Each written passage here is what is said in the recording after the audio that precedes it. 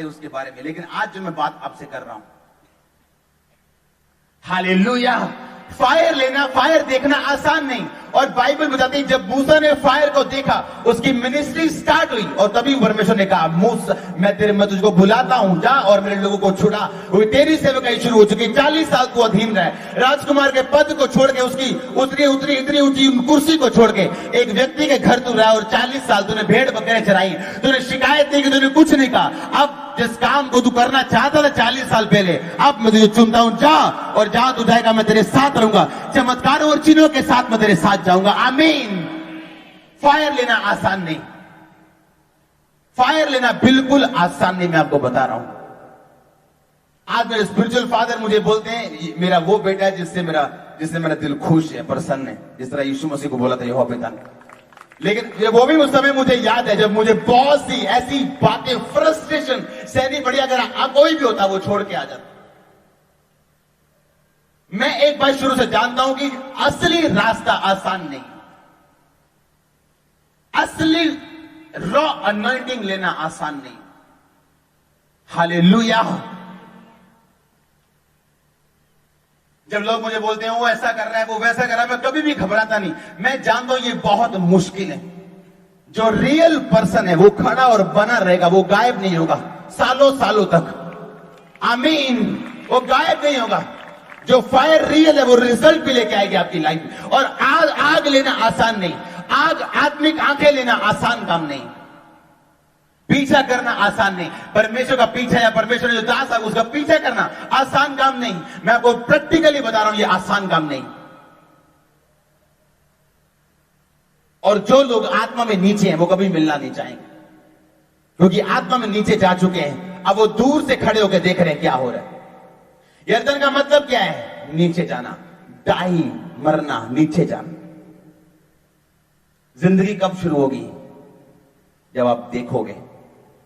कब शुरू होगी? बोलो अपने पड़ोसी से। इसलिए कई चीजें आपको ये सोचने की जरूरत नहीं ये पाप है या नहीं है, आपको ये देखने की जरूरत है आपकी स्पिरिचुअल आईज कैसे खुलती हैं। That's it. आपकी आत्मिक आंखें कैसे खुलती हैं। हालेलुया। सेवकाई में मैंने ऐसे लोगों को देखा।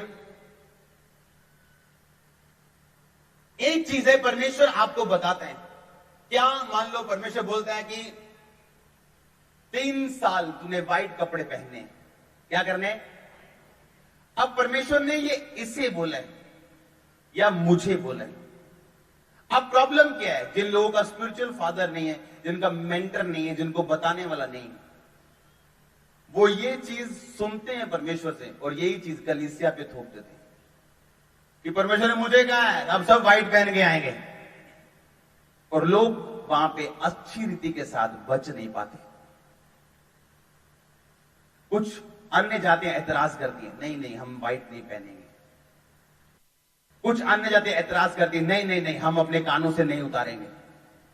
जबकि परमेश्वर ने यह बाइबल में कहीं नहीं लिखा। परमेश्वर ने सिर्फ इस व्यक्ति को बोला पर्सनली। कितने मेरी बात को समझ रहे? मान लो एक व्यक्ति को परमेश्वर ने पर्सनली बोला कि 2 साल तो स्वादिष्ट भोजन नहीं खाएगा, सिर्फ दाल या कड़वा साग खाएगा। अब यही चीज कलीसिया पे थोपने की कोशिश मत करो। ये वही लोग थोपते हैं जिनका स्पिरिचुअल फादर नहीं, जिनको पता नहीं, जिनकी अनॉइंटिंग अंडर कंट्रोल में नहीं। ये गहरी बात मैं आपको बता रहा हूं। इसलिए भी लोग बहसना शुरू करते चर्च में, ये नहीं डालना, वो नहीं डालना, ये लिपस्टिक नहीं लगानी, ये क्या है? ये स्पिरिट है, धर्मी आत्मा। आपको सुनने में बहुत अच्छा लगेगा, पर ये प्रभु की ओर से नहीं है। मैं साबित कर सकता हूं, मैं सच कह रहा हूं। लोगों को ये बातें पसंद नहीं होती। लोगों की जो स्पिरिट है, जैसे ही वो दुष्ट आत्मा से आजाद होते हैं, अब शैतान उनको नई आत्मा दे रहा है, धर्मी आत्मा, जो सिर्फ व्हाइट कपड़े पहन के खुश है। ये क्या है? एक बाइबल तो एक सिस्टर। अब इसे ध्यान से समझना। अफ्रीका में ऐसी चर्च हैं जो अपनी बाइबल पे खड़े हो जाते हैं और बोलते हैं आज मैं वचन पे खड़ा रहूंगा। अब आपके हिसाब से बहुत बड़ा पाप होगा। मैं ऐसा नहीं करता हूं, मैं आपको बता रहा हूं, हां या ना। अब ये इंडियन लोगों के लिए एक्सेप्टेबल नहीं, क्योंकि हम इसे ग्रंथ समझते हैं। जिस तरह बाकी लोग समझते हैं और उसको इज्जत देते हैं और पंखा हिलाते हुए लेके आते हैं, उसी तरह हम भी समझते, हम भूल जाते हैं।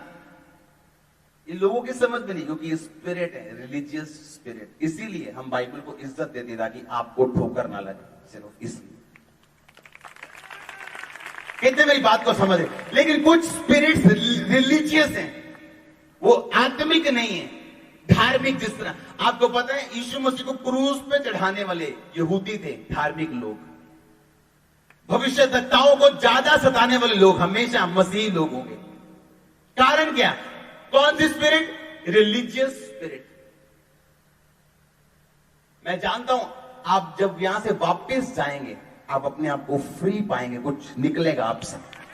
आप देख लेना, ये वचन सुनने में आप जानते, मैं भी इस आत्मा से ग्रसित रहा हूं, रिलीजियस स्पिरिट से, मैं खुद। लेकिन जब आपको परमेश्वर ऐसा व्यक्ति देता है आपके लाइफ में, वो आपको आजाद करके बताता है कि मैंने तुझे सही जगह भेजा है। आपको डिलीवर करके परमेश्वर बताता है कि मैंने तुझे सही जगह भेजा है। आमीन। अब कई परमेश्वर ने इससे बात की, ये सही है कि व्हाइट कपड़े पहन 1 साल, हो सकता है इसका ध्यान हमेशा कपड़ों पे रहे।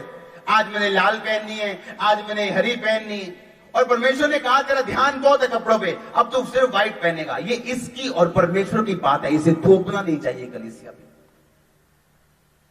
कितने मेरी बात को समझ रहे हैं? अब परमेश्वर ने मुझसे कहा है कि 1 साल अकेली दाल खानी। अब मैं ये बात आप पे नहीं थोप सकता, कुछ चीजें, कुछ डॉक्ट्रिन्स थोपी नहीं जा सकती। परमेश्वर का आत्मा आपको बोले तो करो, नहीं तो ना करो। कितने मेरी बात को समझ रहे हैं? ये कुछ ऐसे इश्यू जो मैं संडे आने वाले टाइम में, मैं जानता हूं कलीसिया बड़ी हो रही, मतलब मैच्योर हो रही। अब मैच्योर चीजें खाने का टाइम हो चुका है। आमीन। अब मैच्योर चीजें खाने का टाइम हो चुका है, बड़ी चीजें खाने का। अब दूध वाला टाइम जा चुका है, अब कुछ बड़ा खाते हैं यीशु मसीह के नाम में।